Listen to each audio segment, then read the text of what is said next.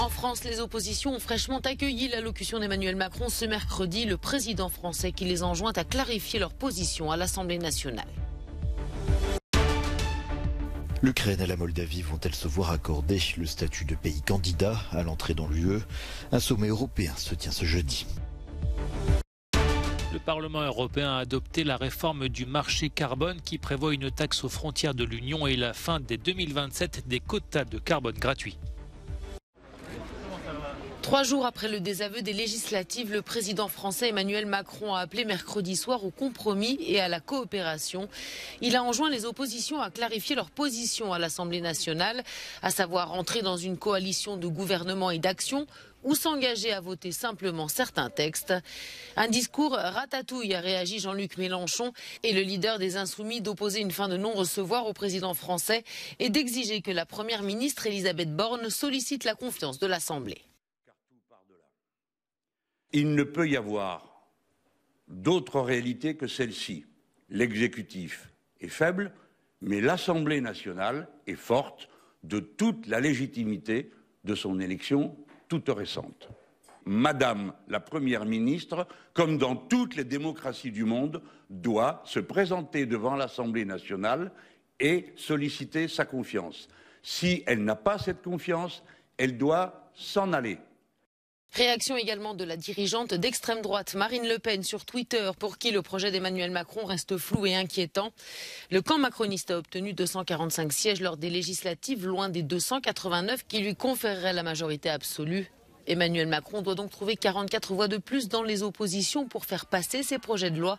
Les nominations des présidents de groupe se terminent ce jeudi.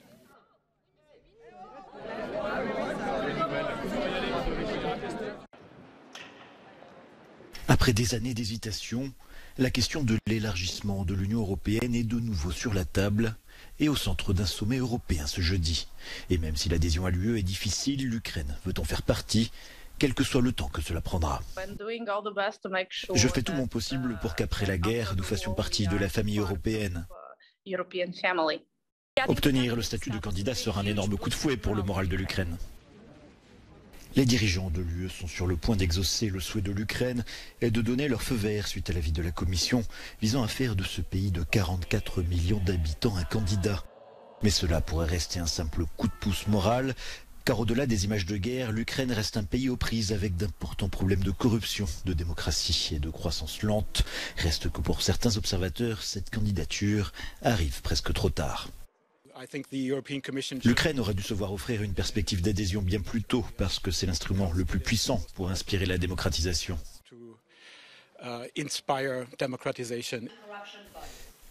Le sommet de cette semaine ne concerne pas seulement l'Ukraine, mais la Moldavie aussi et la Géorgie, qui a vu lundi des milliers de personnes descendre dans la rue en faveur d'un avenir européen.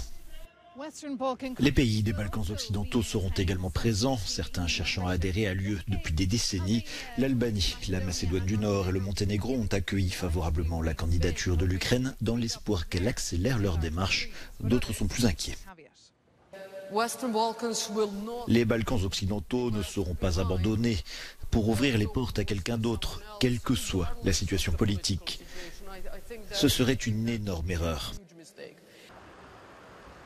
La Serbie tente de transformer radicalement son économie afin d'être prête pour l'adhésion.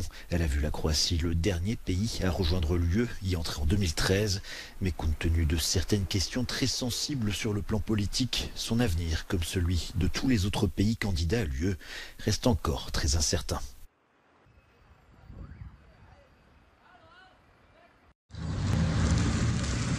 L'Ukraine a besoin d'un plan Marshall pour sa reconstruction. C'est l'appel lancé par le chancelier allemand Olaf Scholz quelques jours après sa visite à Kiev, où il a pu constater de ses propres yeux l'ampleur des destructions, n'hésitant pas à faire un parallèle avec les villes allemandes en ruine au lendemain de la Seconde Guerre mondiale. Pour Olaf Scholz, la reconstruction de l'Ukraine coûtera des milliards et concernera plusieurs générations. Seule l'Ukraine doit décider de ce qui est bon pour elle dans d'éventuelles négociations avec la Russie. Rien sur l'Ukraine, sans l'Ukraine, telle est notre devise, a-t-il déclaré sous les applaudissements du Bundestag. La vérité est que nous sommes loin, très loin de négociations entre l'Ukraine et la Russie, car Poutine croit encore à la possibilité de dicter la paix.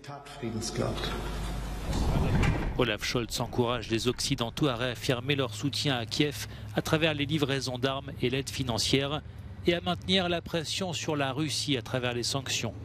Des questions qui seront abordées dès dimanche lors du sommet du G7 dans les Alpes bavaroises. Le président ukrainien Volodymyr Zelensky y participera par visioconférence.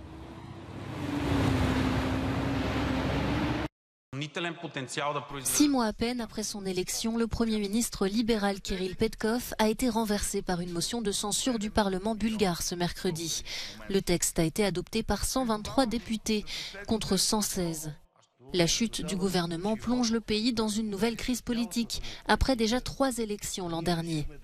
Elle renferme aussi la parenthèse d'un exécutif pro-européen qui avait promis de remettre sur pied une justice impotente et de lutter contre la corruption qui ronge le pays. Le Premier ministre Kirill Petkov a été rattrapé par les conséquences d'une inflation de plus de 15% dans le pays le plus pauvre de l'Union européenne. En embuscade, les nationalistes, l'extrême droite et surtout les forces de centre-droit de l'ex-premier ministre Boyko Borisov, poursuivis pour diverses malversations durant sa quasi-décennie de règne achevée en 2021. Leur point commun, une attitude conciliante vis-à-vis de Moscou. La démission du gouvernement Petkov risque de fissurer l'unité des Européens qui espèrent relancer jeudi lors du sommet UE-Balkans des négociations d'adhésion régulièrement bloquées par Sofia ces dernières années. Des recherches désespérées pour retrouver des survivants après le puissant séisme qui a frappé l'Afghanistan tôt ce mercredi matin. Au moins 1000 morts et plus de 1500 blessés, c'est le bilan qui devrait s'alourdir du pire tremblement de terre depuis 2 décennies. L'épicentre du séisme se situe dans la province de Paktika, dans l'est du pays, une région reculée et montagneuse proche du Pakistan où les habitations sont fragiles. Une catastrophe alors que le pays est déjà dans une situation dramatique. La toile de fond ici en Afghanistan est que nous souffrons de la pire sécheresse depuis 37 ans. Il y a de la malnutrition, il y a une propagation de maladies évitables telles que la diarrhée et la rougeole. Ces communautés sont donc affaiblies par des mois et des années de difficultés. Cela arrive exactement au mauvais moment. Cette tragédie est un test décisif pour les talibans, car de nombreuses organisations internationales ont quitté le pays lorsqu'ils sont revenus au pouvoir il y a 10 mois. De nombreux gouvernements hésitent à traiter directement avec eux, ce qui pourrait retarder le déploiement de l'aide internationale d'urgence. Dans un geste inhabituel, le chef suprême des talibans a lancé un appel à la communauté internationale pour demander de l'aide. C'est une étape dans la longue lutte contre le réchauffement climatique. Le Parlement européen a adopté ce mercredi la réforme du marché carbone qui prévoit notamment une taxe aux frontières pour les importations de biens polluants afin de protéger les entreprises européennes soumises aux règles en la matière. Autre mesure phare, la fin dès 2027 des quotas de carbone gratuits alloués aux entreprises. Le texte, adopté à une écrasante majorité, avait été rejeté il y a 2 semaines en raison de divergences sur les objectifs.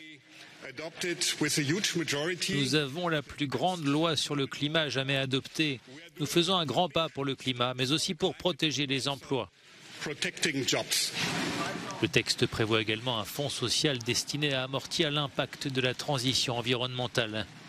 Bruxelles vise une réduction des émissions de gaz à effet de serre de 55% d'ici à 2030 par rapport à 1990. C'est l'un des gros transferts de l'été. Sadio Mané quitte Liverpool pour le Bayern Munich. Âgé de 30 ans, l'attaquant sénégalais évoluait depuis 2014 dans le championnat anglais, d'abord à Southampton, puis depuis 2016 à Liverpool, où il a été l'un des grands artisans du sacre en Ligue des Champions. Vainqueur cette année de la Coupe d'Afrique des Nations, Sadio Mané est l'un des candidats au Ballon d'Or. Le montant de son transfert est estimé à 40 millions d'euros. Il était l'un des plus grands paléontologues français. Yves Coppens est décédé mercredi à l'âge de 87 ans des suites d'une longue maladie, a annoncé sa maison d'édition. Durant sa longue carrière, il a découvert aux côtés d'autres scientifiques plusieurs fossiles d'hominidés, dont la célèbre australopithèque Lucie en 1974, un fossile daté de 3,2 millions d'années.